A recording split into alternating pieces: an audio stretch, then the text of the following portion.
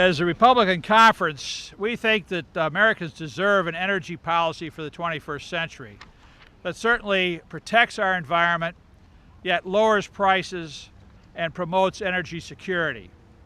Republicans are committed to a common sense, balanced approach to energy policy that will reduce our dependence on unreliable sources of foreign oil, improve energy efficiency and conservation, and at the same time invest in groundbreaking research in alternative and renewable fuels and promote fuel diversity.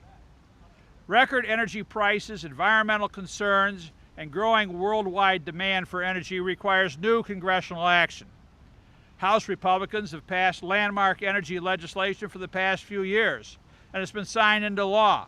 And in recent years, we see the yields of that positive benefit, that positive result.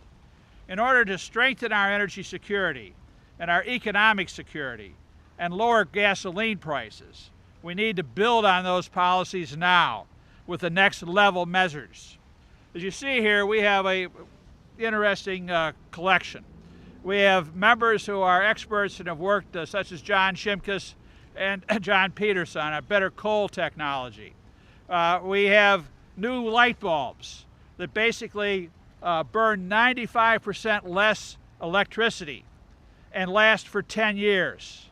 And if every American installed just 2 of these bulbs, America would save $2 billion every year. So there's some real good ideas. We have solar, we have wind energy, we have new coal to liquid technology. We have the ability to do this. America must have the will. Now it's my pleasure to introduce the chairman of our conference, Adam Putnam. Hey, Adam. This effort is the product of a bottoms-up approach that the ranking member of our Energy Subcommittee has led. It represents a collection of members from across the country, from across the spectrum of committees that have jurisdiction over these issues, and it reflects a balanced approach to securing America's energy security. It reflects things that everyday Americans, simple steps that they can take today to make our country's energy security more efficient, to improve the conservation measures that we collectively have, but it's things that individual families, individual moms and dads and businessmen and women can perform. It reflects technology that is achievable within a very short time frame, that reduces our dependence on people who don't like us very much for the economic lifeblood of America.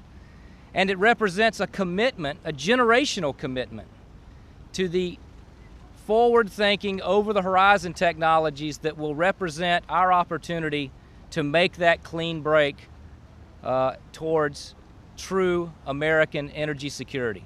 Most importantly, this energy approach actually produces energy. It produces more than hot air. It produces more than committee hearings, which burn up even more energy in Rayburn and Longworth and Cannon. It actually produces BTUs of energy that helps our nation remain an economic force to be reckoned with. It allows us to be cleaner, more conservation-minded, more efficient, and more forward-thinking. I'd like to introduce a man who's been in Congress for a long time working on these issues, committed to domestic energy exploration and reducing our dependence on foreign sources, the ranking member of the Natural Resources Committee, Don Young. Thank you. And what the 2 previous speakers were talking about, and this bill will be a bill that produces energy, not just hot air.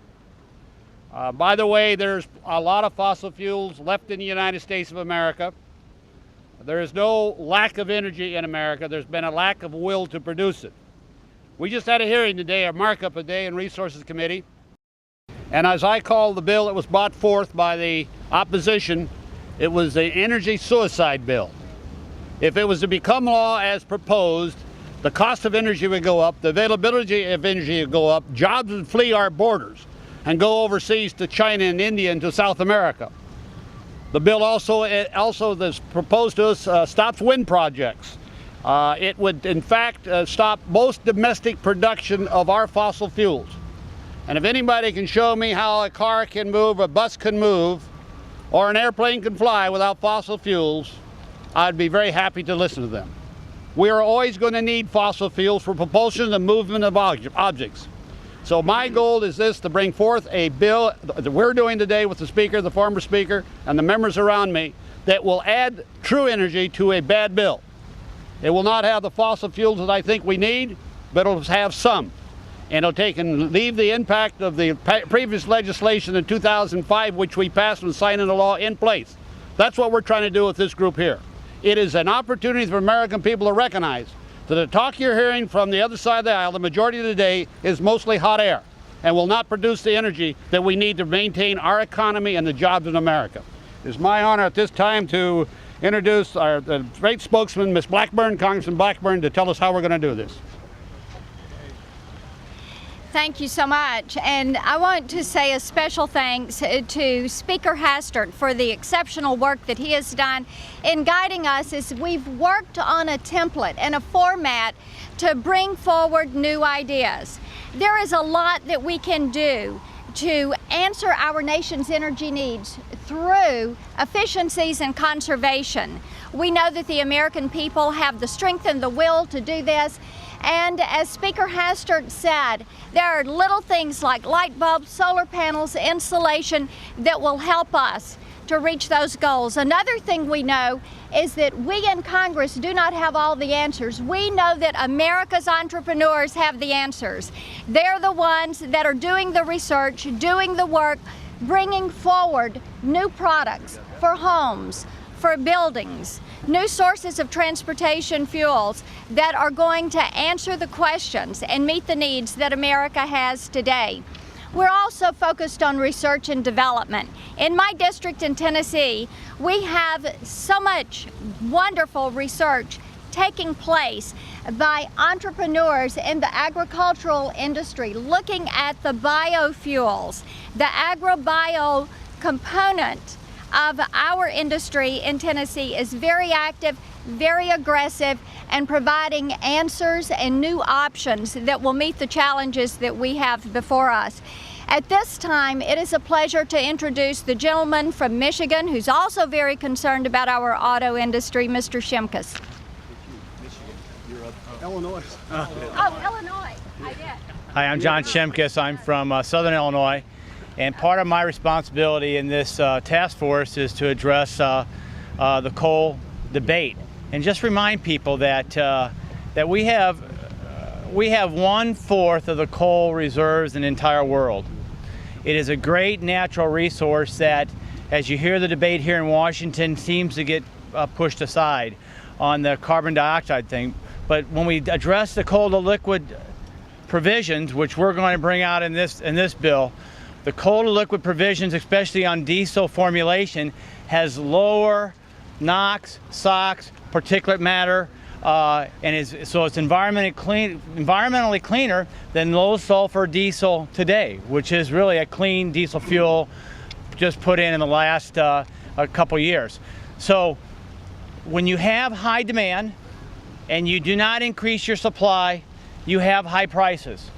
Part of this whole task force here is to increase our supply, to get our costs down so we can be competitive in the worldwide market, whether that's in manufacturing, in the transportation industry. And so I'm very excited to be part of this task force, and we look forward to bringing a product forward that I'm confident that some of my Democratic colleagues will like some provisions of this legislation, and we will continue to move this country forward. And with that, I'd like to bring to the podium another Coal State member.